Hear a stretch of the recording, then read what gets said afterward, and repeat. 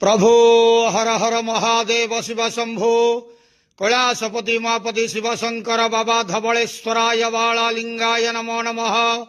दीपं ज्योति परम ब्रह्म दीपं ज्योति जनार्दन दीपहर तुम्हें पापो पूजा दीप नमस्तुते। धवलेश्वराय बालालिंग महाप्रभु संसार सुखी रखंतु। आज शुभ शुक्रवार समस्त श्रद्धालु भक्त मान को आशीर्वाद करंतु। मनस्कामना पूर्ण करंतु। कर्म क्षेत्र उन्नति करंतु। ग्रहरिष्ट खंडन करंतु। जगतर मंगल करंतु। विश्वर कल्याण करंतु। आपणकर नाम विख्यात करंतु। सेवकर डाक श्रवण करंतु। समस्त गुआवसा भक्त मानकर मनस्कामना पूर्ण करंतु। जो जो भक्त माने आपणक पाखरे मानसिक रखिजंती तांक मानसिक पूर्ण करंतु। बाबा धवलेश्वराय नमो नमः।